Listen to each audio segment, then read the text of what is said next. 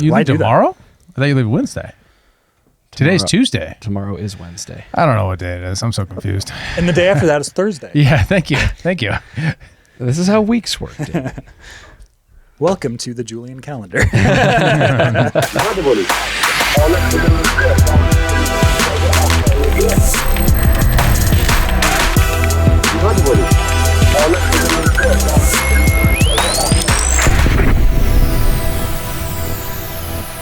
I know you're here because you want to know what our thoughts are about the Iran, U.S., Israel war. And we let you down. I get that. You want to know how it ended, but we're not going to talk about that today because the Senate had to go on and just ruin everything and say, we got to pass like the most consequential legislation of the last 5 years. Literally hours ago. Just a minute ago. So we're going to talk about that, but we're going to delay that Iran conversation because we will have it because we need to know whether or not I am a panicking and whether or not Kyle is a trustican. I think you should leave branding to Trump. I don't care. Trump's the master of branding. Kyle is a patriot. David is a coward. Yeah, exactly. So we're going to have more accurate. We'll have that conversation on Friday in the skiff.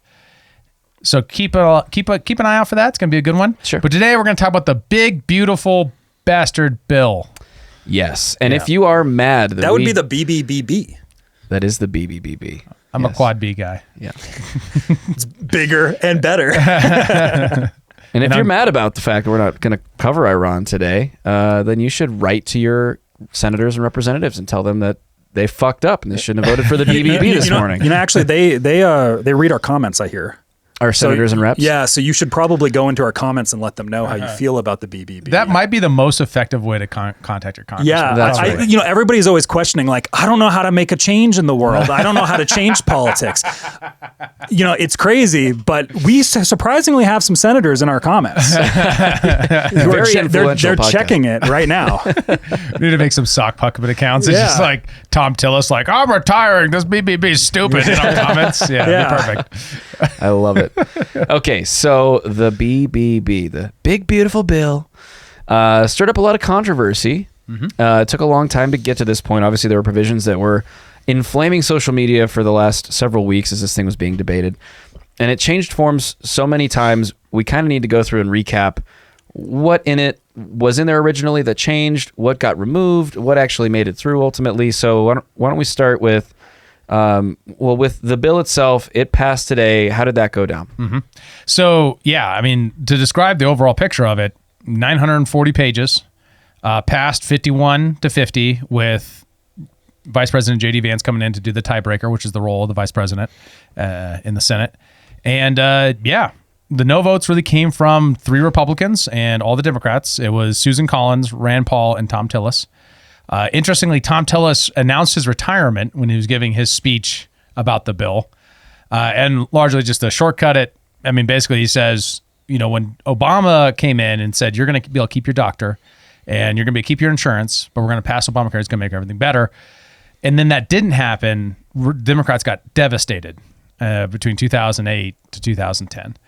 By 2014, just as bad. What he predicts is that by doing this and doing the cuts to Medicaid and SNAP that are in the bill, Republicans are going to suffer the same fate. They're going to say Trump had promised not to cut, healthcare services for poor people, and that this will end up doing that. It's an interesting tale because that's a perspective. It's not necessarily true, but it's an interesting tale to tell, which we will be doing. I think it is important to note that it is 51-50 on the votes, though. Like, that to me suggests a price signal of it is pretty much impossible to make the bill any better.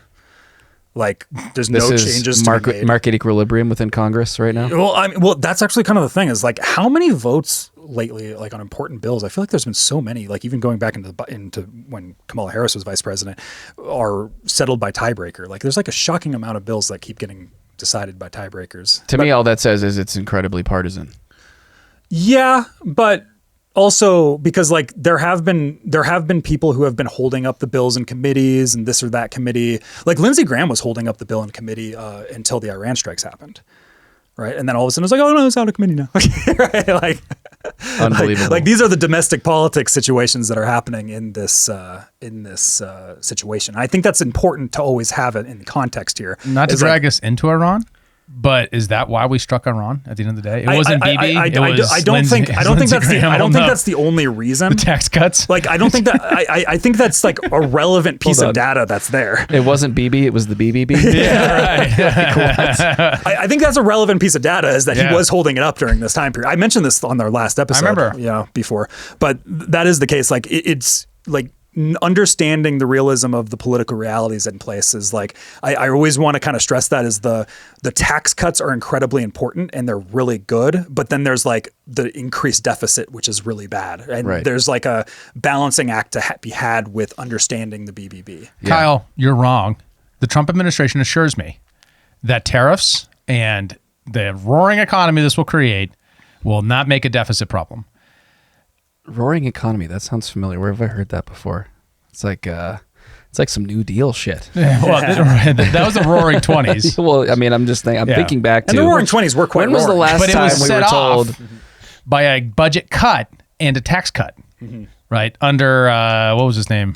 First president right after Woodrow Wilson. Calvin Coolidge. Yeah, Harding and then Coolidge. All I'm saying is this seems like a lot more government spending that's supposed to increase the economy, grow the economy, and I don't see that as happening. Well, if you're a defense contractor, I think it's in a lot of ways less so about the government spending and more so about the lack of revenue that's coming in. So because right now we don't really this is part of the speculation where everybody's just speculating on numbers is we don't actually know what the growth is going to be. So there's a lot of intangibles where it's like it could be the Trump line where it's, where we're growing our way out of this and it's really not, the deficit really isn't a problem. Or it could be like, there's just not enough growth and we have this massive deficit problem. Like it could be anywhere in between that. Sure. The answer probably is some sort of synthesis between the two where it's like the deficit's going to increase, but it's probably not by as much as like the CBO might be thinking it is because the CBO numbers are like always wrong on, they never project growth well. So it's like, it's one of those things where it's like where it is in that line and the stuff around it that also comes in. Well, we have to see where those other variables are tweaked as well. But important to it is that the BBB includes a $5 trillion deficit or debt ceiling increase. Yes, which is the principal reason, the only reason that Rand Paul voted no. He left his comments on the floor, and I feel like it'd be worthwhile to listen to him. President, I recognize a senator from Kentucky.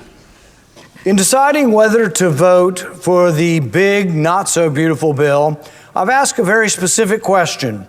Will the deficit be more or less next year? The answer, without question, is this bill will grow the deficit. The federal government has fancy formulas and hundreds of wonky accountants who inform us of their projections over 10 years. But you often can't trust these projections. In an excellent piece written by the Foundation for Economics and Education entitled "The CBO's Projections Are Worse Than Useless," Eric Schuler writes, "Long-term analysis and language is commonplace in U.S. national politics, but it achieves no useful outcome. It confuses far more than it clarifies. It does not provide accurate estimates of long-term results. It does not improve the average voter's understanding of policy effects. And it gives politicians a means to claim they are being fiscally responsible without actually ever exercising any prudence whatsoever. Sometimes the predictions are off because a new Congress is elected and changes the law. Eric Schuler writes that for any projection of a 10-year budget to be accurate, the Congressional Budget Office has to assume that the law won't change for 10 years, even as most of the politicians that make the laws risk being replaced every 2 years, and all of them advocate for changes of one stripe or another. Schuler states that few in Washington will admit Congress has a knack for starting any proposed cuts in the later years, while letting spending run wild in the immediate future. Sometimes these predictions are off by $1 trillion or so because the economy grew more slowly or more quickly than anticipated. Yeah, so he's agreeing with you, but it's particularly interesting because what is going to be the net effect of pushing the debt ceiling out that far will be that all the short-term mechanisms that fiscal hawks have to check short-term spending is now off the table. They're just screwed until we hit $5 trillion more in debt, which will be, not a long time, unfortunately, due to the deficit, but it's gonna remove that annual to biannual discussion about what are we going to do about debt, about spending. Trump is, doing this for various different reasons, you could claim, but it's unarguable that the effect is going to be to defang the fiscal hawks for the foreseeable future when this passes. Interesting. And not to take us too far afield here, but this kind of coincides in timing with his campaign against Thomas Massie, who happens to be a fiscal hawk. Yeah. Is there a parallel between these two things? Definitely. I mean, Thomas didn't vote for it. The margin is tight in the House. They didn't need his vote at the end of the day, but for some reason, Trump loves to attack Massie, and it's been a back and forth on Truth Social and X since then. It's been for years. It's been back and forth. It's been kind of funny because he also sponsored Massive, and he always calls him a tough cookie. It's kind of a funny back and forth. Sometimes it's a bit K-fobby to me. Like I think there is some sort of obviously they're at odds with each other, but there is kind of like a political theater component. Yeah. Well, there is some of that, but it also has repercussions where there is now a PAC that's out here spending to attack. And noted, this is right? the Trump super PAC. This happened because it was signaled to the Trump super PAC to do this. This isn't, and this is probably where it might be stepping beyond the kayfabe into something different, right? Yeah. I mean, it's this thing's brutal. Like in the past, I think it was more kayfabe than it is now. Like it's becoming increasingly less. So. Well, I mean, I don't think it was kayfabe when it came to the COVID thing. I think that was legitimate. I mean, it was real outrage that he might stop this thing, right? I mean, that's my recollection of the feel of the time. You're talking about the bill, the CARES Act. Yeah. The CARES Act. Thomas Massie drove up and made everyone vote for it in person. Also on war resolutions with Iran during the Soleimani strike too. There was also a period on that. It's actually funny. I was listening to Thomas Massie on Theo Vaughn's podcast last week, and Thomas was talking about those moments, and he was talking about how he went to vote for the Democrats' war resolutions to keep Trump from going into war with Iran, which was never going to happen after Soleimani. But Trump personally called Thomas Massie and told him, and Thomas walked away from the conversation being like, I don't think Trump actually ever wants to go to war with Iran, but he doesn't want Congress limiting, taking away control from him, that because in that way it's like taking away leverage in his talks with Iran. Sure. If that's not on the table, it's like going into a poker game and just being like, I'm not going to use kings or aces. I'm not going to bluff. Yeah, but that's kind of the dynamic that exists there. And Thomas Massie's side of it is the war powers were delegated to Congress, not to the president, to use willy-nilly. And the War Powers Act does not legitimate these strikes. It didn't legitimate Soleimani, and it doesn't legitimate this because it's not a present threat to America. Right. So I think it's worth actually reviewing the ad. Let's check out the attack ad, because I think it really gets a sense of how far beyond kayfabe this whole thing is, and noting kind of when it dropped, especially.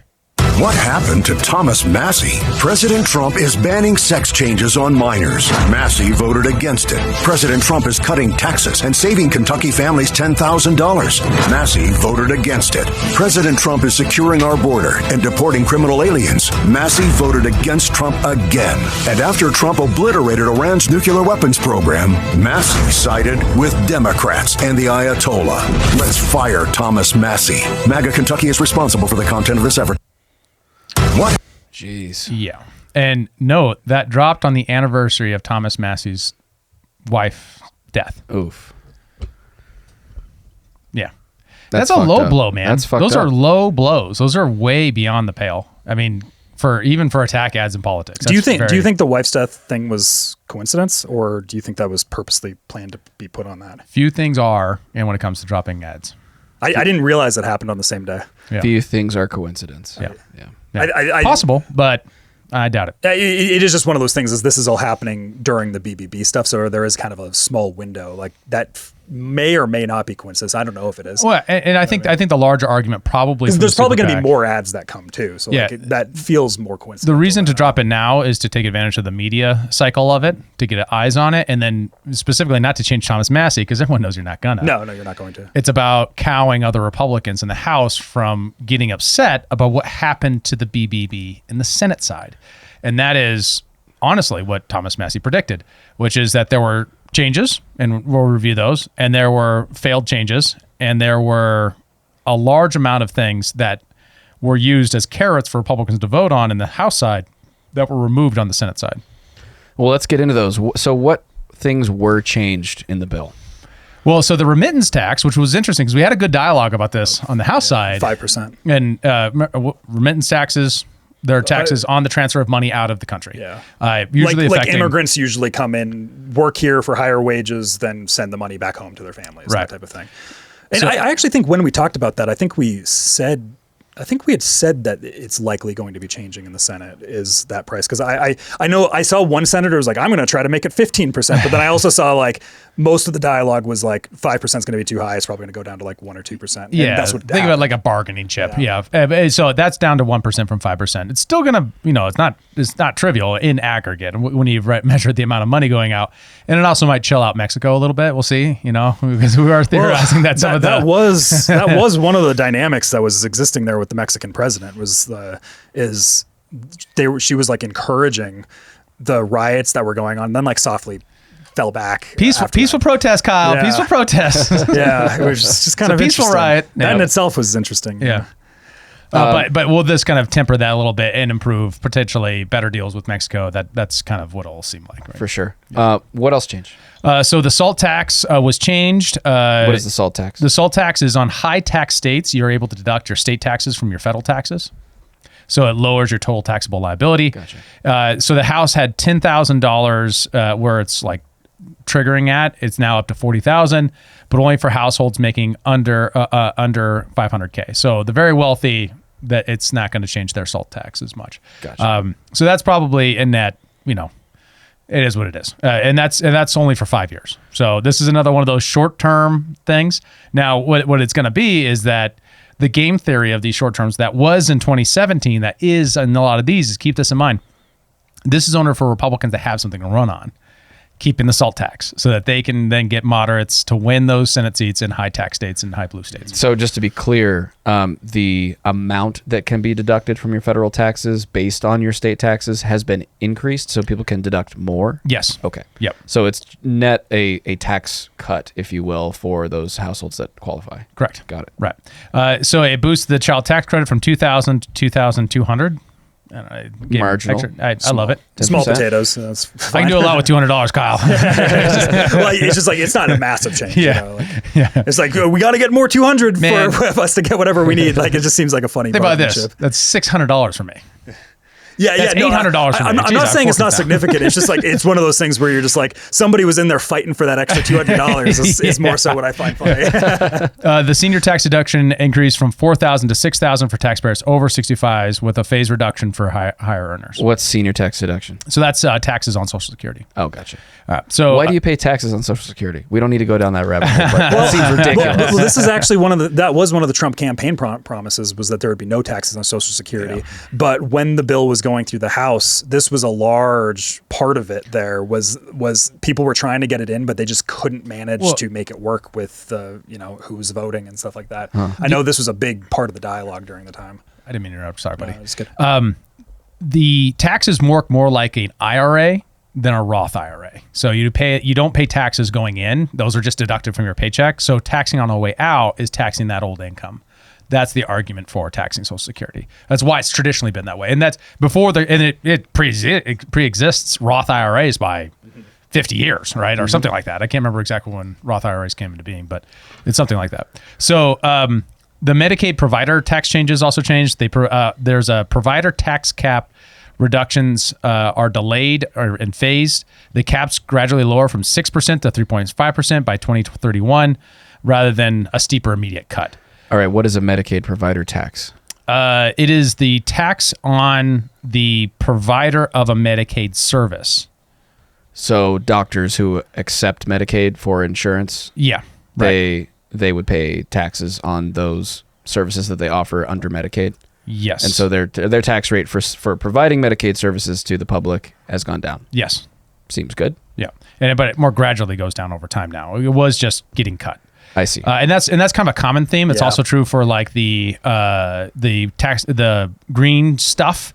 All that was a hard cut, and now it's a phased out set of cuts. Gotcha. So like solar panels. Where is it currently getting phased out? Because I remember during the House conversation, it moved to being like it wouldn't start phasing out to like 5 years. But has that been reduced at all? I haven't seen. No, anything on the this. immediate as I understand it now, there's an immediate cut, but it's a relatively small one, and then it slowly phases. So them there out. is an immediate cut because Yes. like originally it was something like the cuts don't even start for another 5 years, and then they were going to start phasing. Right. But now it's tightened up a little bit on Right. the time frame. Interesting. So are a lot of these changes that were made designed to appease Democrats to get them to vote for it, or because I mean Mods. obviously mods? Yeah, moderate Republicans. Gotcha. Okay, so because I'm Because noticing all the vote Democrats are going to split. vote against it, No matter Right. what. No matter what. Yeah. Right. Because of the next thing, Medicaid work requirements. That's a no-go for All Democrats. For all Democrats.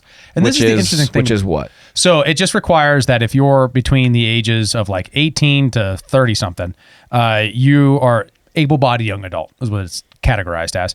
You have to do something to get Medicaid. You got to be looking for a job, volunteering at least 80 hours a month. Not even that much for a month. Right. Right. And why is that such a deal breaker for Democrats? Okay, so you have to understand Medicaid is for Democrats for at least 30 years now, has been the vehicle in which they are trying to implement universal health care. Sure. So this is Medicaid for all. a step back from that.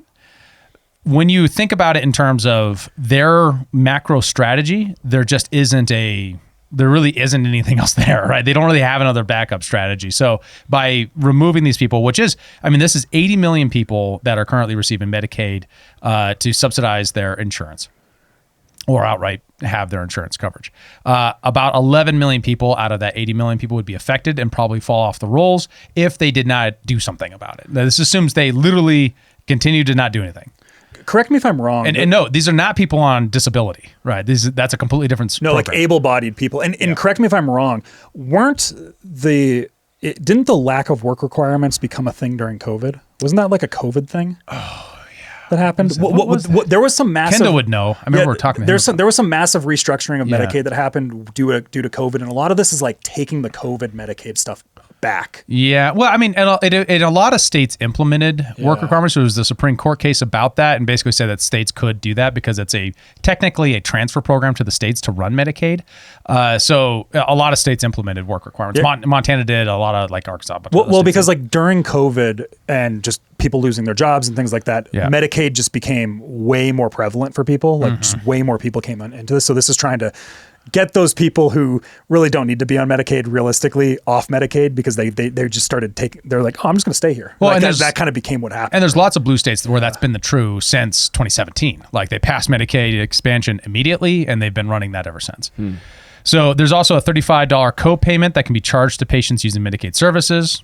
That's wise because then it allows you to arbitrage Medicaid services. Like you have to pay something to go in, therefore, You might pick and choose when you go in. Yeah. Maybe Yeah. not for every little thing. Yeah, and it's not a huge amount of money, $35, right? Sure. So there's a new this is new in the Senate, got put into it, is a $25 billion rural hospital transformation program. That was also to get rural states in, to buy into the bill. Because that's one of the bigger areas in rural states is Medicaid access has become important because all these small insurance providers have been completely wiped out by Obamacare, and they were more likely to use those providers because they had higher deductibles, lower copays, and therefore they weren't qualified under Obamacare. They're all gone now, so all of those guys are now on Medicaid subsidized insurance for the most part. Right. This would then say, okay, we're going to invest in the supply side of that, which will not help prices, but will help keep rural hospitals open. That said, there's some challenges anytime you're subsidizing supply side. Sure. Right. I mean, there's waste, fraud, and abuse are huge, and do not put past a hospital to do waste, fraud, and abuse. Okay. So next is, of course, we got the energy tax credits, and then the big debate on that was mostly on the Hill, as I understand it, talking to some people from the Hill. who I just happened to be talking to, was around mostly the phase in of these things and how to like That's my understanding. Too. off ramp a lot of this stuff where they're trying to eliminate. So they're getting rid of tax credits for buying electric vehicles. This is Yeah, like the solar Inflation panels. Reduction Act subsidies that had nothing to do with inflation. It had everything to do with green energy. Yeah, Right. Yeah. Okay. Yeah. It's phasing all of that And, stuff. and back. that's the thing that's the difference about it, right? Is like there's a difference between selling an idea and just lying to people, right? And the Inflation Reduction Act was a profound lie, right? And that's maybe the difference between Tom Tillis's reservations and this is that, you can understand why you're saying, hey, look, my aim is not to take away health insurance coverage for the poorest and most vulnerable. My aim is to not have inflation so that the poorest and most vulnerable don't suffer from a huge budget deficit, right? Like I've put more policy wonkishly than Trump would ever put it. But there's a difference between that and just literally calling it the Inflation Reduction Act and then doing a green jobs thing. It's actually kind of my understanding. I saw a Twitter thread on this. My understanding is that, and this happened with the Inflation Reduction Act too, is that Chuck Schumer on this bill actually put an amendment to change the name of the bill, so it's actually no longer called the One Big Beautiful Bill. Oh, yeah. But everybody's just calling it because that's what it was. Yeah. But the Republicans did the same thing to the Inflation Reduction Act, where it actually technically stopped being called that. Oh, really? But people still call it that. That's funny. Just because that's how it's been marketed the whole time. Yeah. Similar to that. Okay, so get this. The Trump accounts, right? Remember the MAGA accounts? They were originally proposed in the Senate, but then actually put into the House bill. I'm forgetting, what were they? This is $1,000 deposit from the Treasury for every new child born after 2025. So like a pre-filled savings account. Yeah, and then you can then put in tax-free up to $5,000 a year. It then matures when the kid turns 18, and they have to spend it by the time they're 31. Those and those extra rules at 18 to 31, those were put in by the Senate.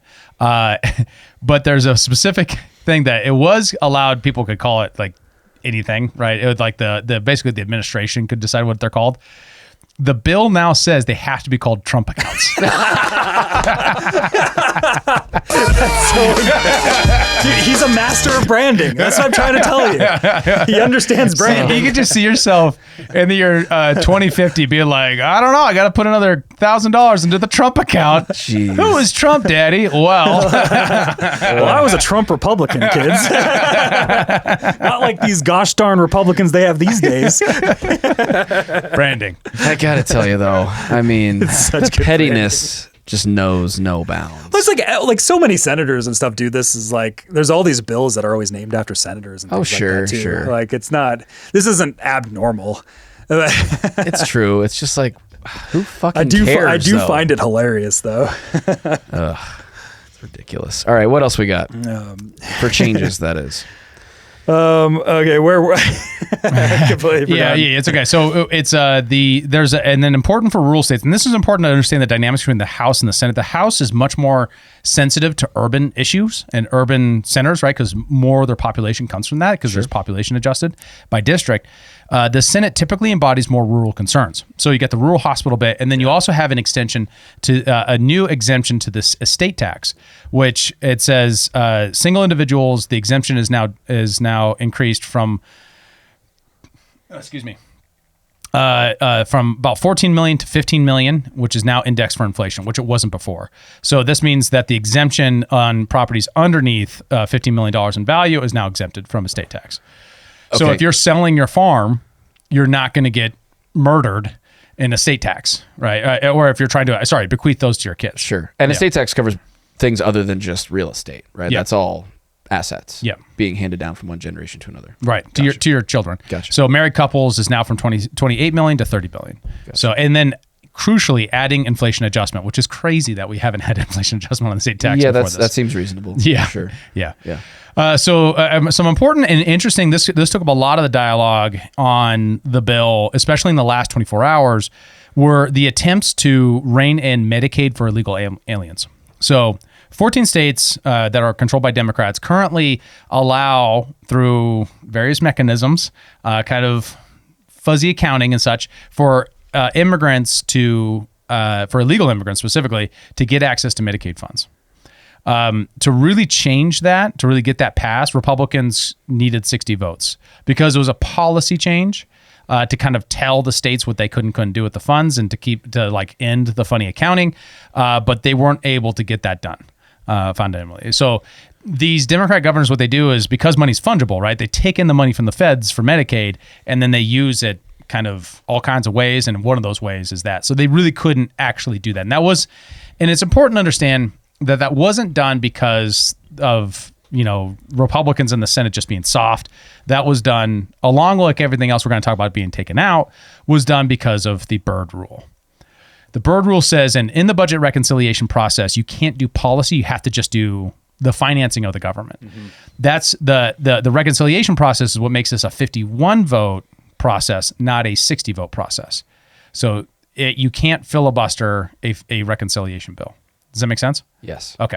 So I want to address really quickly a really important issue that's been super all over social media, enraging everyone from your eco hippies to your sportsmen and a lot of people in between. And that's the land sale issue that we haven't really covered. So I'm curious, what happened with that? I know that it had an initial form, there was a ton of pushback, and then it changed. Where did it end up? So this is a very typical thing that happens, especially with federal policy, but it happens at state and local as well.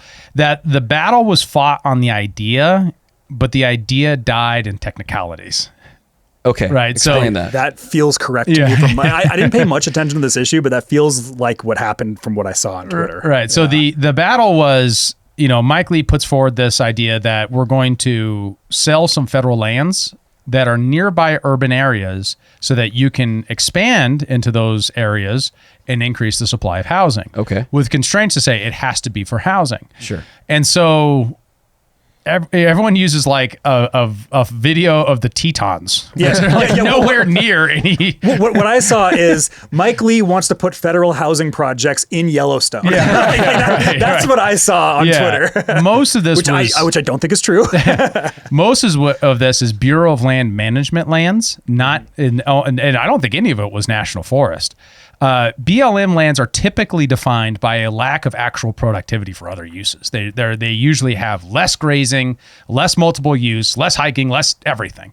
But they do sometimes have that. Hunting, though. Hunting, yes. BLM is very common for hunting. Yeah. Mm-hmm. So this is, and it frankly was very scaled. And obviously a huge thing for the West, if possible, right? A lot of Western cities are land islands, meaning that you are a city completely surrounded by land that you cannot develop, and you have demand to live there. So what happens to housing prices? They go way up. Unless you're willing to build up, which no one's willing to do because it ruins the view shed, a made-up word to define, like, I want to be able to see the mountains from my house when... Obviously. Yeah, which is just the most boomer approach to thinking about the future possible. Like, I can see Russia from my house. Yes. That just made me think of that. Well, it's one of these things, and especially people in eastern states probably don't realize how much of this lands issue is an issue in the West, because like some ungodly percentage of all the Western states, like Colorado and everything to the West, is owned by the federal government. And for a period of time back like a decade ago, this was like a major issue. The left kind of won this issue over that time period. Over the same tactic, basically saying if the federal government transferred this lands to the states will give it away to developers because they're all money hungry, right? Now, this is the problem, right? Is that the federal government can just run deficits. It can just not maintain Yellowstone for decades and just say, well, here's $1 billion, solve it, right? Well, they just print that money out of nowhere and just try to solve it with money rather than actually running anything. So so they have a point there, but the downside of that is that your lands aren't managed and they're at all. So they burn up, and so they have all the problems that they do. And the same thing with the national forest, same thing with the national parks, and all those problems. Well, that was the thing too, because like here in Montana, part of the argument was always because Montana is like fairly even on the it leans Republican, but it's pretty close in dynamics. But like even if you're a Democrat, like you're a gun owner, everybody hunts, etc. Yeah. But like the left won over the conservatives on the land issue because like you're gonna have no place to hunt if all the if the federal lands are sold off or whatever. Like it became that type of a deal, and then it just became an unwinnable issue to be able to. It gives just like you can't talk about it if you're going to exist in public life at all ever. Mm-hmm. So so that really what happened here is that Mike Lee backed off. He cut it down from millions of acres down to 1.2 million, so far less. still would have been a good thing for selling for development of housing in areas that are struggling with housing prices, especially for young people, and entry level rentals and housing to buy. And then it died anyways on the Byrd rule. So it just died. It wasn't financial enough for the parliamentarians. So they were saying it's too much policy and not enough just numbers. Yes. Right. I just want to ask for clarity. These are very specifically BLM lands. No, it's mostly BLM. It's not Black Lives Matter, the Bureau of Land Management. Yeah. Good clarification. Yeah, we're selling their mansion, guys. Taking away Leah Thomas's medals and stealing the mansion and giving it to the taxpayers. Likely against Black Lives Matter, selling off their land.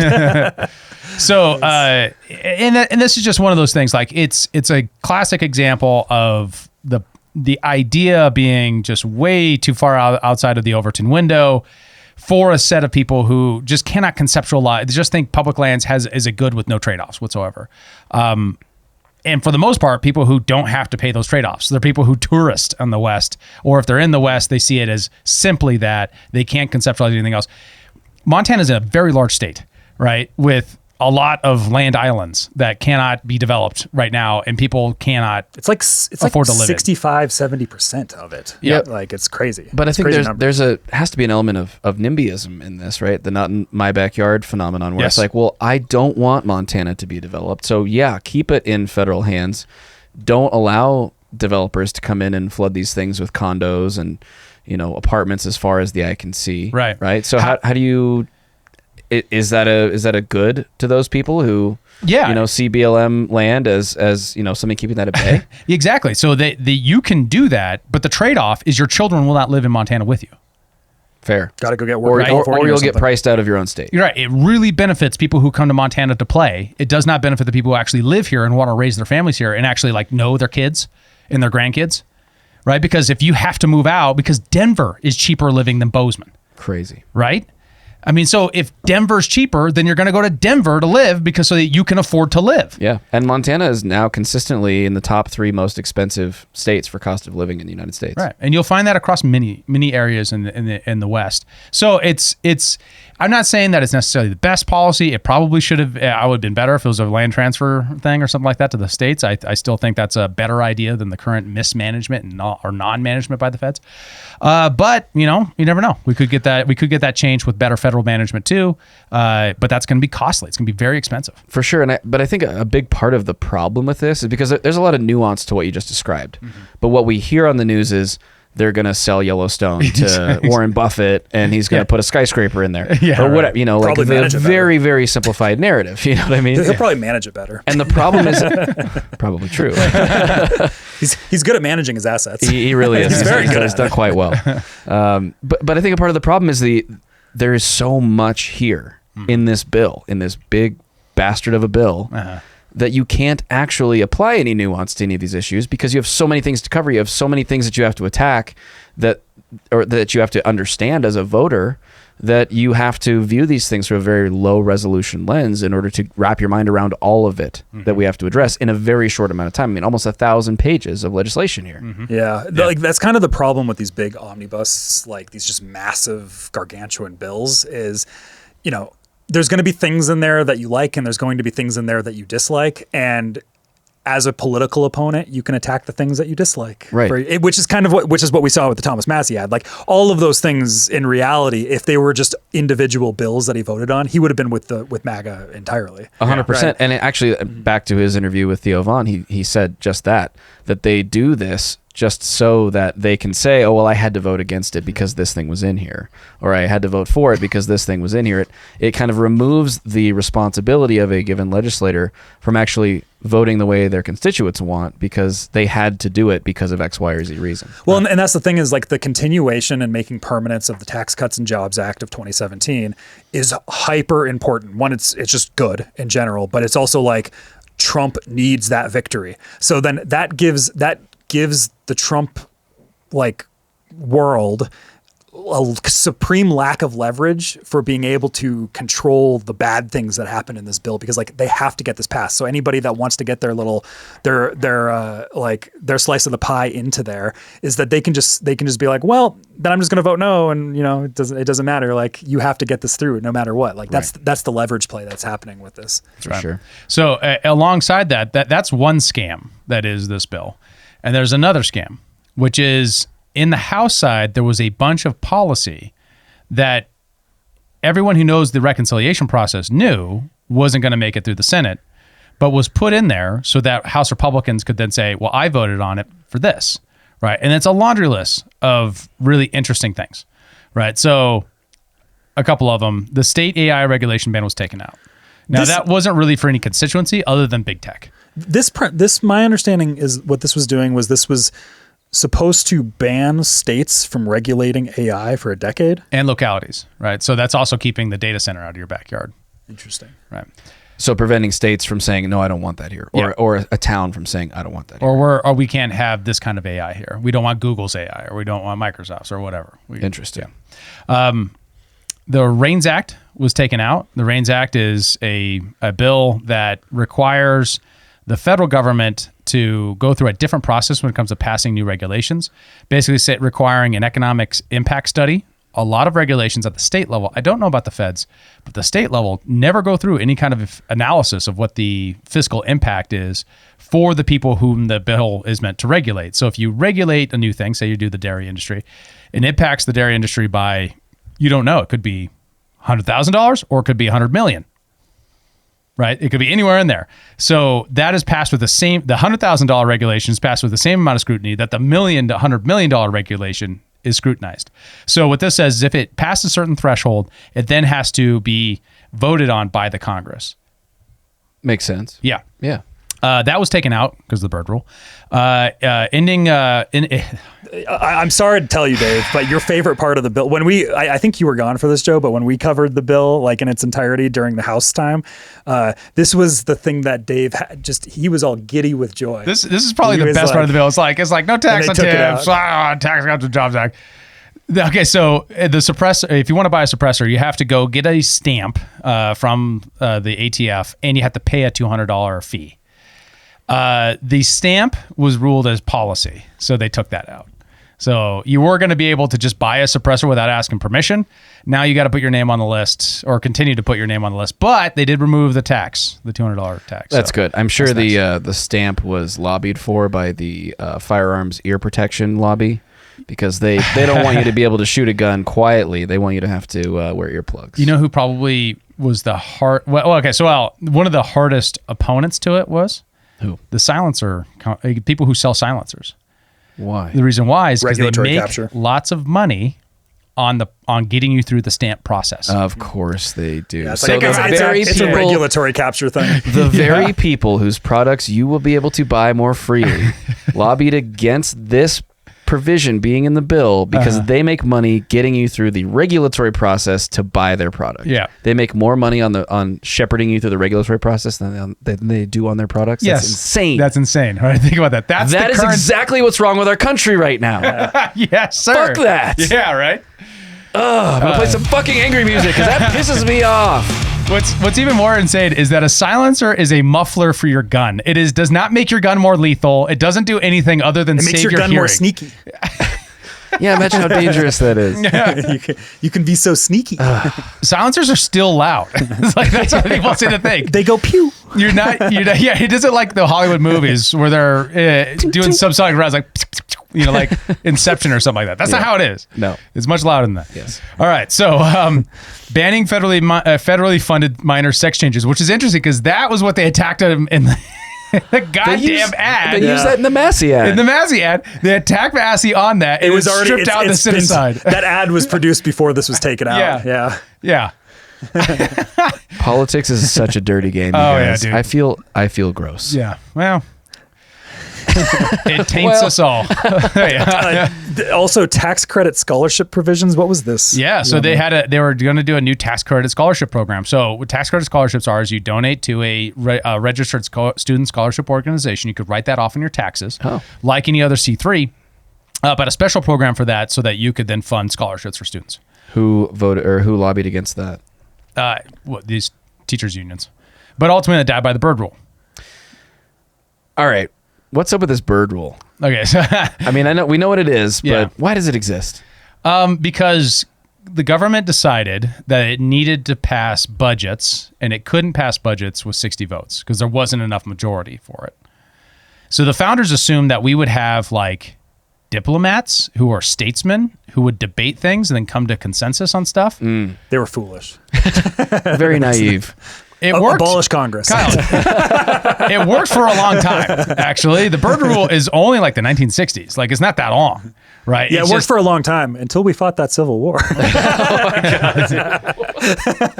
What does the Civil War have to do with this? Until that guy got killed on the House floor. It's like Congress has not just been some fantasy land before this. So you said the Byrd rule was created in the 1960s. 1860s. 1860s. 1860s, Okay, yeah. gotcha. So, but makes I mean, more sense. yeah. Okay, so so there was also interesting to you, Kyle. Named after Larry Bird, the basketball player. There's a restructuring of the Consumer Finance Protection Bureau and the PCAOB. I was going to ask you about this actually, because this is Elizabeth Warren's like governmental but also independent weird agency that she uses to attack crypto. Yes. Yeah. So they were going to restructure that and abolish and dissolving the PCAOB. So it would have stripped away funding. Did Yeah. this get hit by the Byrd rule too? This seems like it would be a financing thing, not a policy thing. It was decided by the parliamentarian. I mean, the REINS Act is policy too, Yeah. right? Your economic impact of a regulation passing or not passing is tremendous, right? So all of these things, in a sense, could have been that. I mean, maybe not the stamp. Maybe not the stamp. I get that that's policy. Requiring to be on a government list is that. But a lot of these, I mean, the tax credit scholarships is finance. You're giving a tax credit. So why doesn't it count? I mean, captured parliamentarian? I don't know. Let me explain the Consumer Financial Protection Bureau a little bit. So what this is that this is this like weird quasi-governmental but not governmental organization headed up by with like independent funding. Like it's like this weird amalgamation of things. That's basically just like Elizabeth Warren acting as a puppet of the banks to attack anybody that is like banker competitors. So like she aimed this as like part of the Operation Choke Point 2.0 kind of thing, which is a way of stifling out funding for crypto projects and stuff like that, and use this to attack all of her enemies, which are like the enemies of the banks, because she's just like a banker puppet. That's what this organization was that they were trying to strip the funding away from. But it did not work because it was policy, not Yes. finance. Yes. Okay. So there was some mining and BWCA, boundary waters rule reversal stuff that got lifted. There was a military intelligence expansion with authorized a new interagency office of domestic strategic threat coordination. Is this my boys at Palantir? Probably. Yeah. And that was also ended. So there's a civil libertarian like win there maybe. I don't know enough about it to be able to say for certain. It's like a but- tiny white pill Yeah, amongst just a lot of black pills. yeah. Like there's plenty of white pills in here. There's just a lot of black pills in here too. Just- That's the thing. You're like one of those like retirees with like all your pills in like one big box for the whole week, and you're like just taking them all for the like on Monday. Is it white or black today? I don't It's know. like, oh, It's not red or blue anymore. It feels like a lot of black lately, I'll be honest. I just want to continue to inject, because like there are a lot of things in here that we have said that are good in here. And Yeah. I want And us to be that's- clear about that. And a lot of those Yeah. are still in the bill. So, for Yeah. example, it does permanently do the Tax Cuts and Jobs Act, which is a good thing, right? We had, one of the most important thing that the Tax Cuts and Jobs Act did was permanent, which was the reduction in corporate income tax. But it does make the individual income tax parts of that permanent, which is a good thing. At the end of the day. I mean, it simplified the tax code and reduced rates. Even the Tax Cuts and Jobs Act had all kinds of problems in it, right? So we kind of miss all those. We had like the boat tax and like the yacht tax and like all like the golf course tax exemptions and all this crap, right? So it does, but we kind of lose all that when we look at the big picture.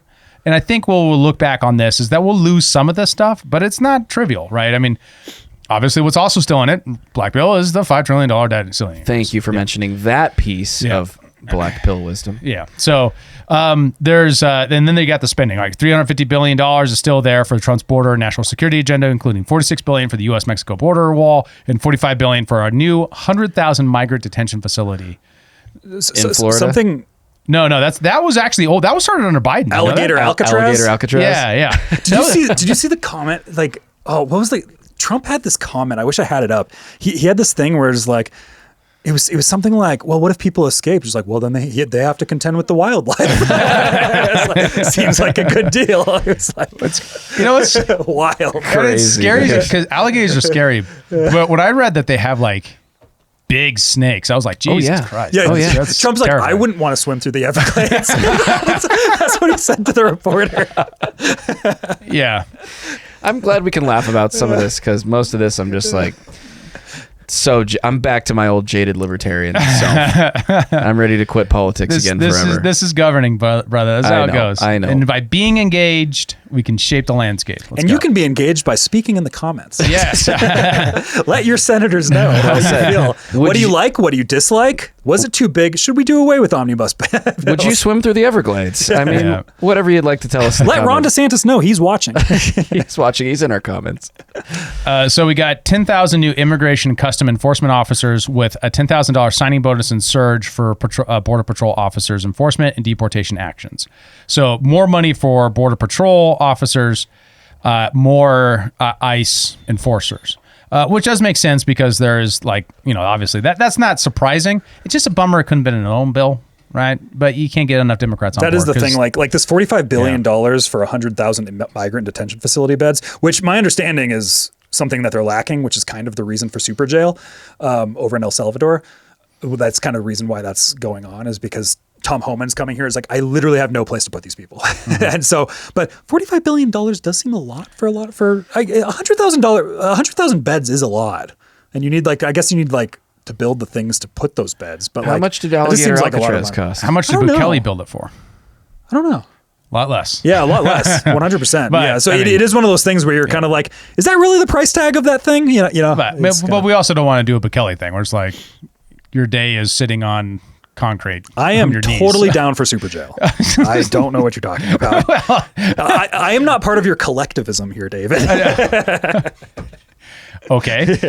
So this is another funny one. So the Attorney General would have a $3.5 billion for a similar immigration enforcement fund, known as the Bridging Immigration Related Deficits Experienced Nationwide, or Biden program.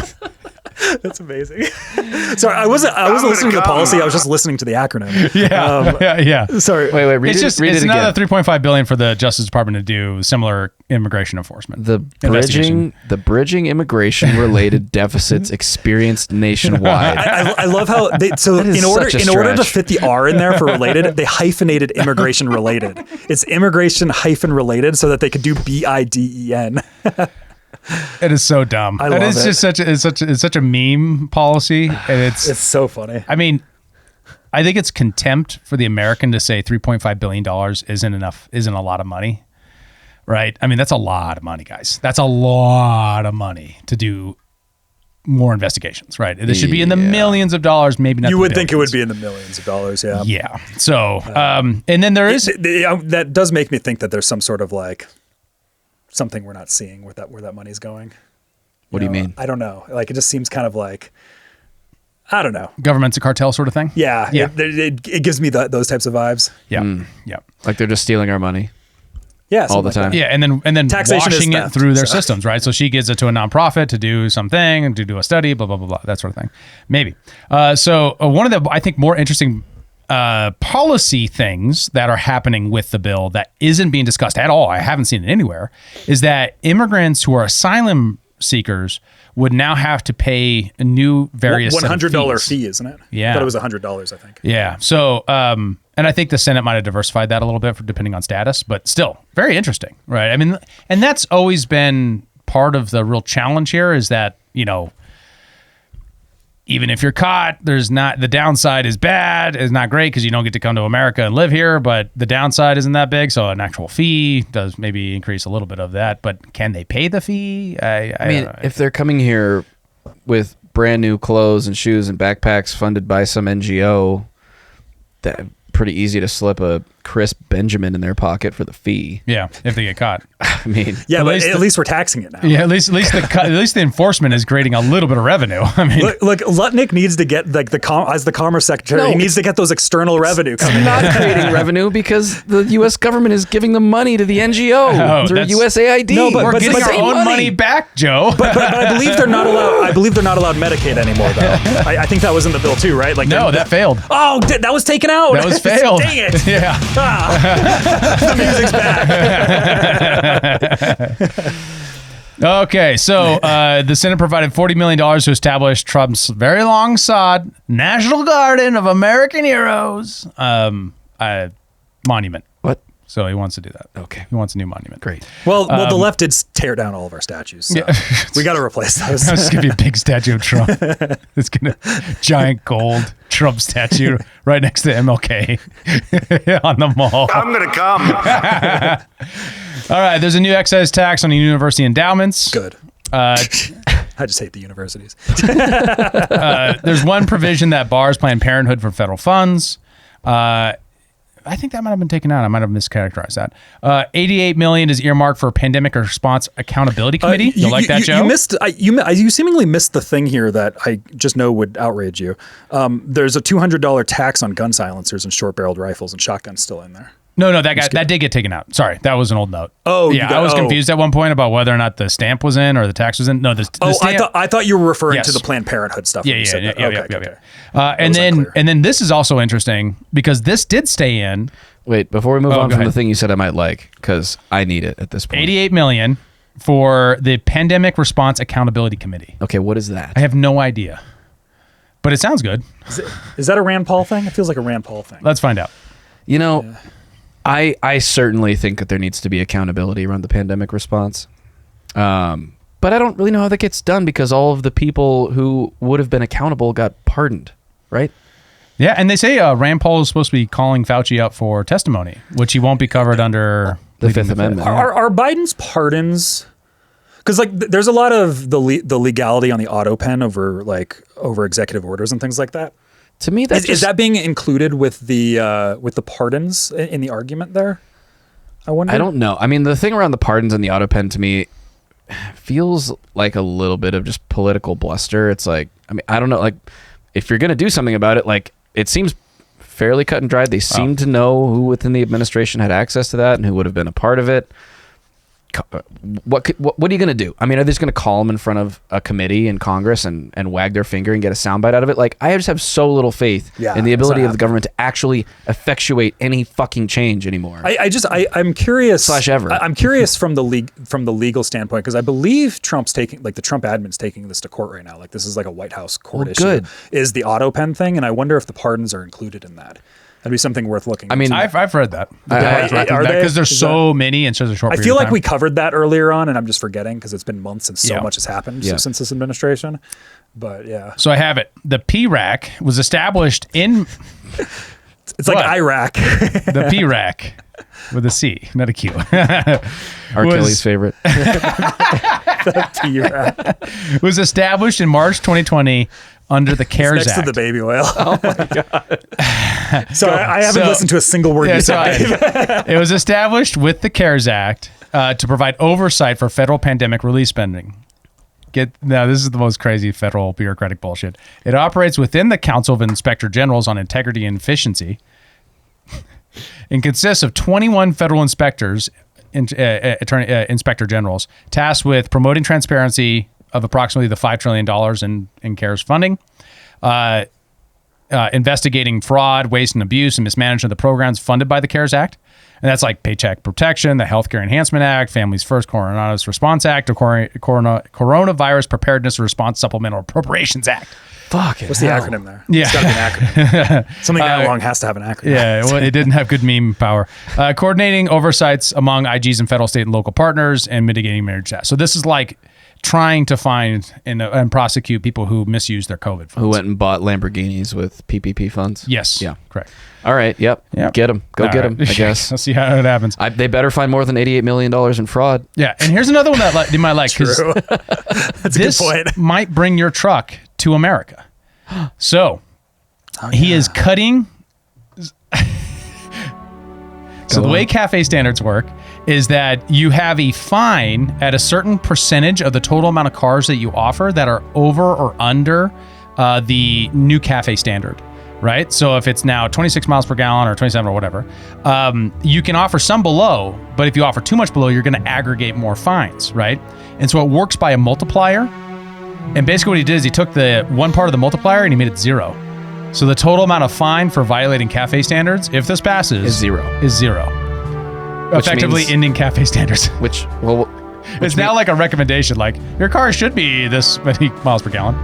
Well, I don't know that was ever really the thing holding the Hilux back from entering the U.S. market. It was the chicken tax. Oh, yeah, right. But which is like a stupid tariff from like 200 years, I don't even fucking know, 100 years ago. Right.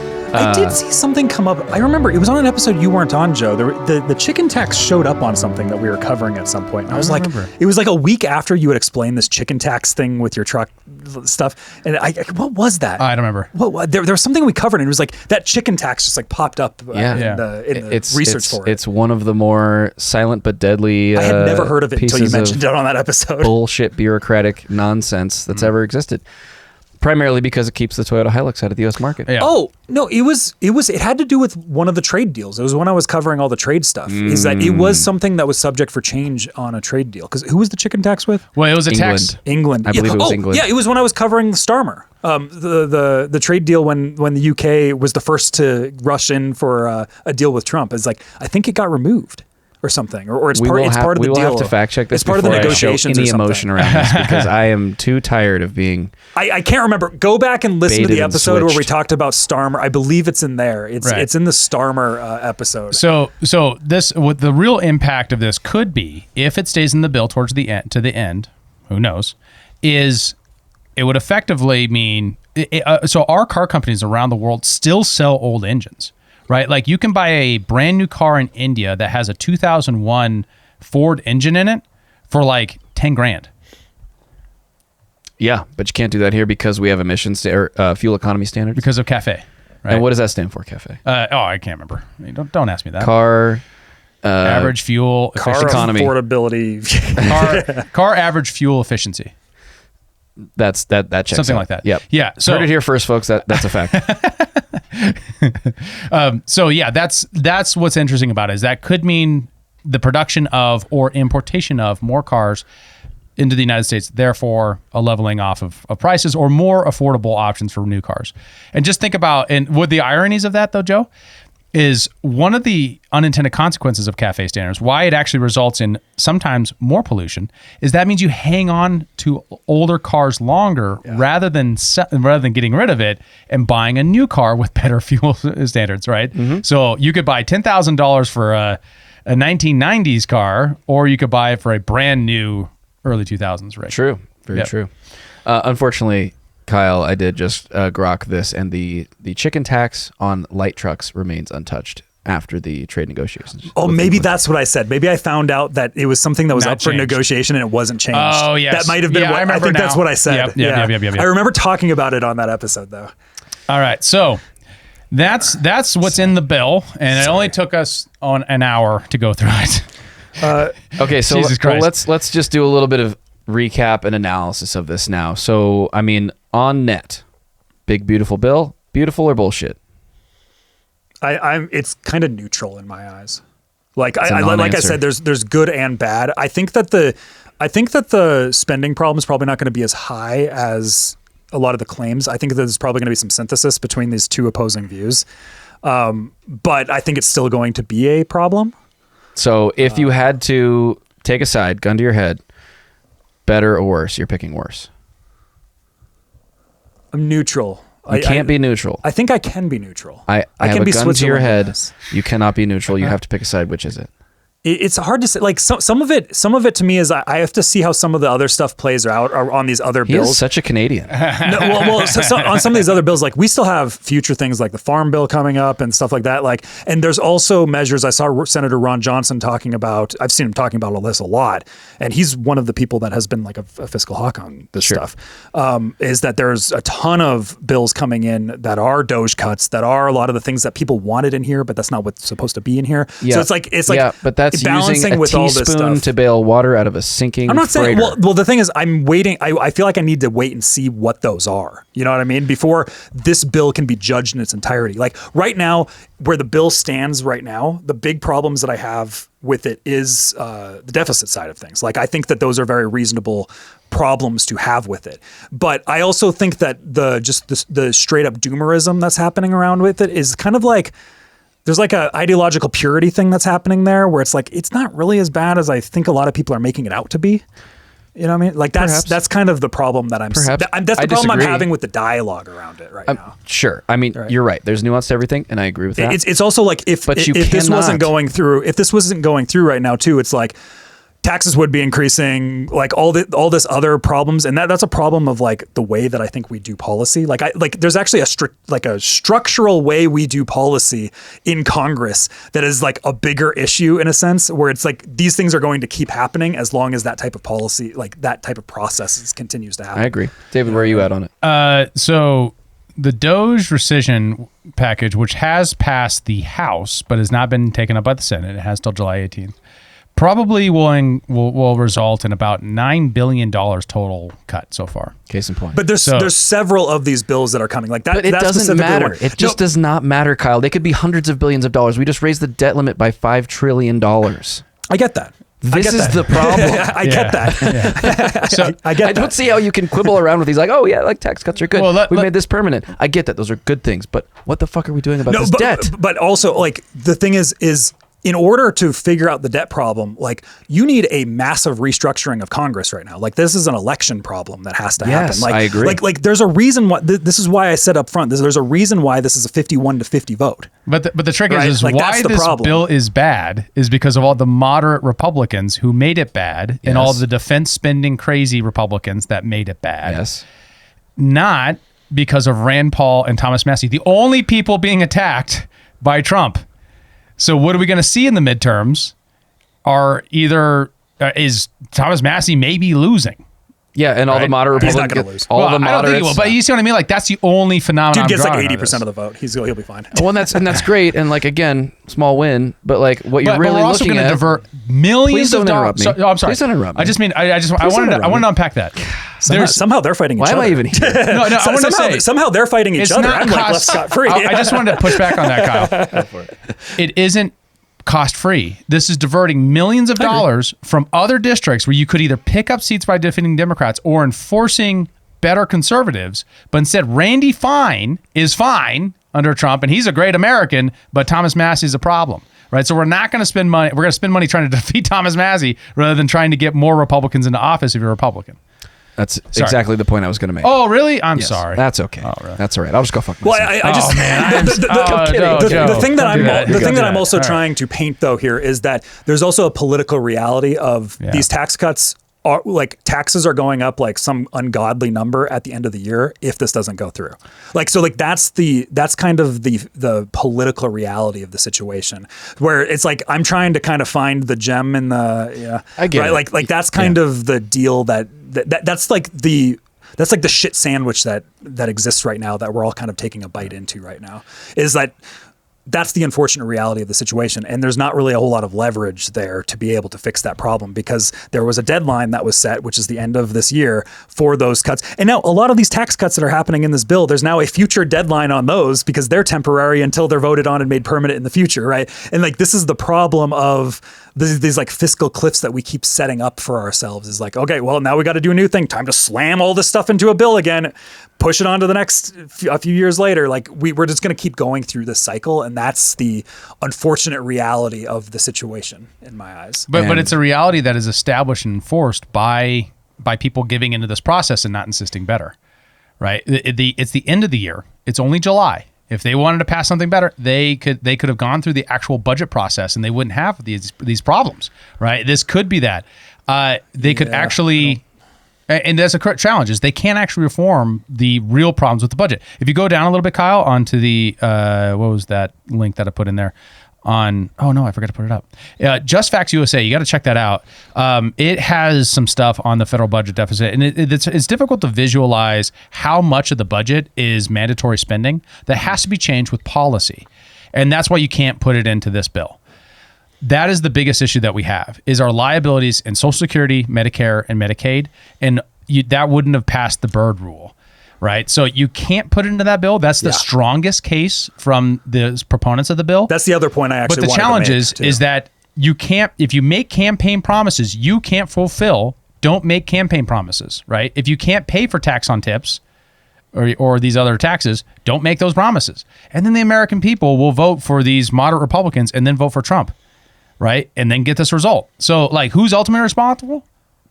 The Americans. voters? Yeah. Like, we are creating this, right? So, like, until people wake up and realize that deficit spending is a tax that hurts the poorest the most through inflation, we're not going to solve this problem. It's either going to solve when it collapses and people won't buy our bonds, or it'll solve when, like, enough consensus actually comes about and we got a melee moment. People aren't going to start buying our bonds. What are they going to buy? Canadian bonds? Well, if we can't pay them, if we can't cover the interest on the debt, Kyle, then they will stop. And like every single situation throughout all this, people are like, "Oh my God, the bonds market," and then they just go back to buying bonds again, like 5 minutes later. Like that's been the reality. I'm not claiming this is happening now. I'm claiming this is a problem at the future. Right? Let me finish the point there, because now sure. I forgot what the point was. Oh, sorry. There was. Oh yeah, I wanted to just kind of like, because there's other, what I'm kind of saying is that there's other underlying factors that are outside this bill, like future deregulation side on like the energy side of things, like interest rates going down, like all of these types of factors are going to also change the structure of the economy and are probably going to result in net increases in revenue that's coming in, which will chip away at the deficit. Now the question to me will be like, does it chip out the deficit fully? And that's kind of the Trump argument, and I'm not convinced that it's going to chip fully away at that. But also, we haven't seen what's going to happen. But it's also, Congress is going to be a roadblock on that probably too. Like, that's the concern that I have. So like that's where I'm kind of in the wait and see, is like, there is a broader structure of what's going on here. So just only looking at this bill doesn't give a holistic picture of everything. Like, you have to put all the pieces together fully, and all the pieces haven't been brought to the table yet. Yeah, my challenge that's the concern. is that the Trump assumptions that tariffs can simultaneously bring in revenue, grow the economy, and be used as a negotiating tool simultaneously without any trade-offs is like a 0%, right, to me. Like, if you tax something, you get less of it.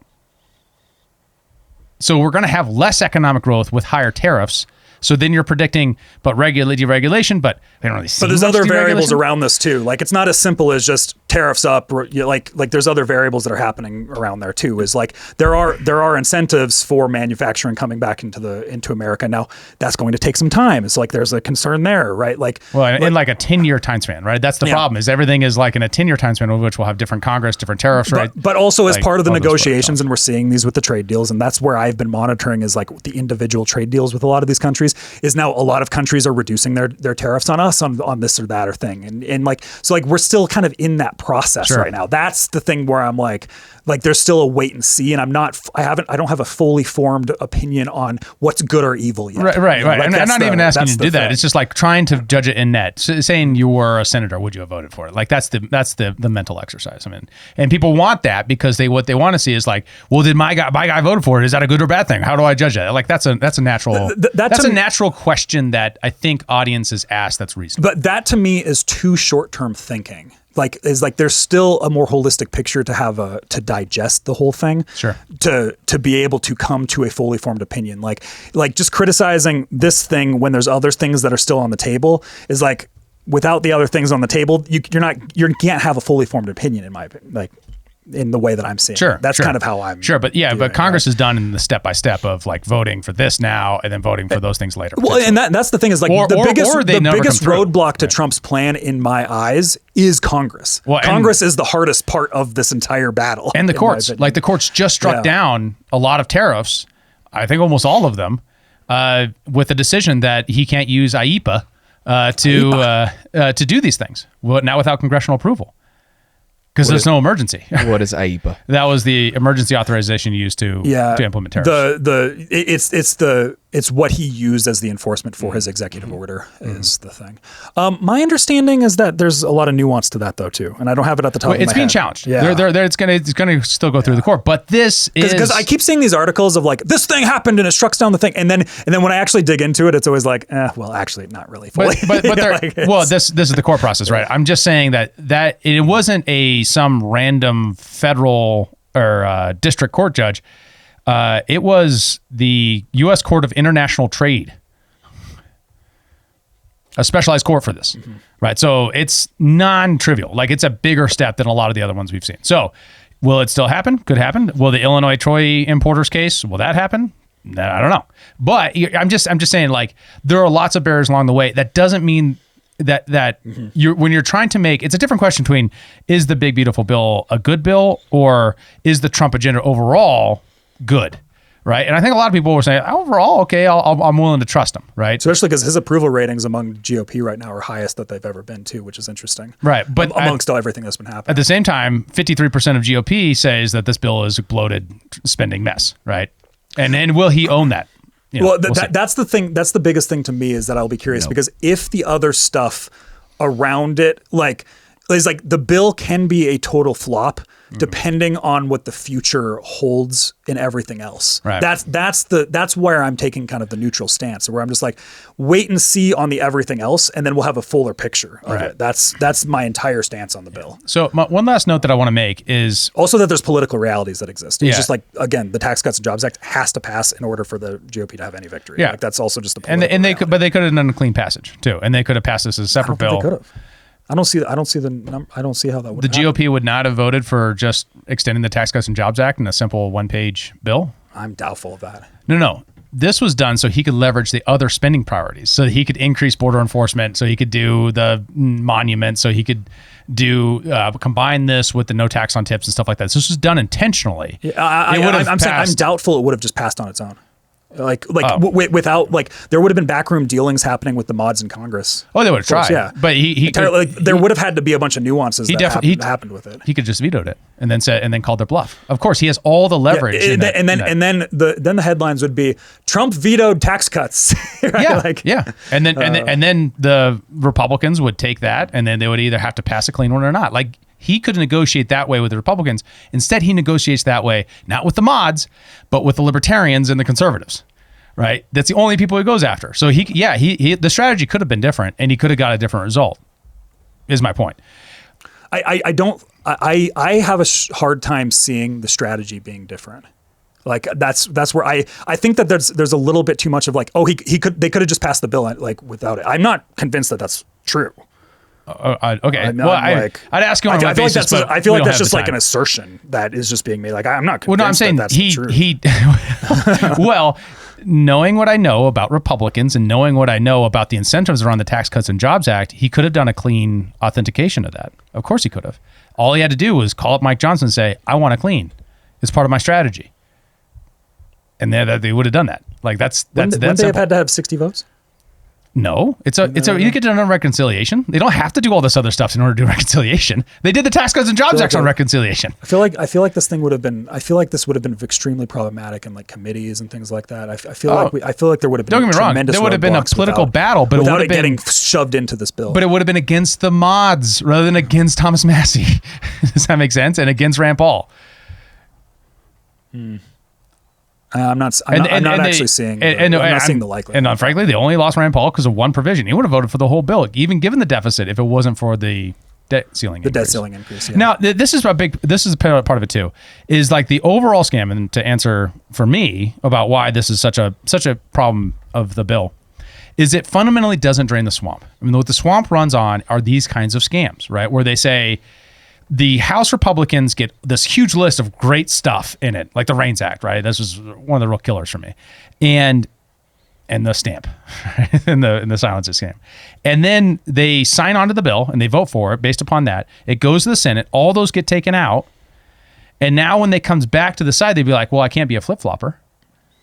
Right? They've been impregnated by the bill. They can't just not be pregnant anymore, right? They have to follow through and deliver the baby to the president, right? That's one of the real challenges to like disrupting that culture. And Donald Trump is not the guy who was ever the guy who was willing to really take on that problem, that part of the culture, right? He's going to fight it through his orientation of fighting it, right? Which is not systems and policy and process change in Congress. Right. Well, guys, no, he tries to bully his way through. Like that's the truth of it. Sorry, Joe, but like all good. That's the thing No is problem. like that's why all the executive orders and stuff. He just tries to bully his way through and then see what gets worked out in courts. Yeah, like that tends to be the Trump strategy as an executive. Right. Yeah. Yeah. Please now, Joe. Go ahead, buddy. Go ahead. I'm going to tie it up because we're going a little long, but I appreciate you guys for your thoughtful debate and your passion. Let us know what you think in the comments. Is the big beautiful bill beautiful or bullshit? For David Rand, for Kyle Mack, I'm Joe Sheehan. See you guys next time. Thanks for tuning in to Human Reaction. Please be sure to like, follow, subscribe, and give us a review on your podcast platform of choice. And if you want to become a member and support the show financially, check out humanreactionpod.com.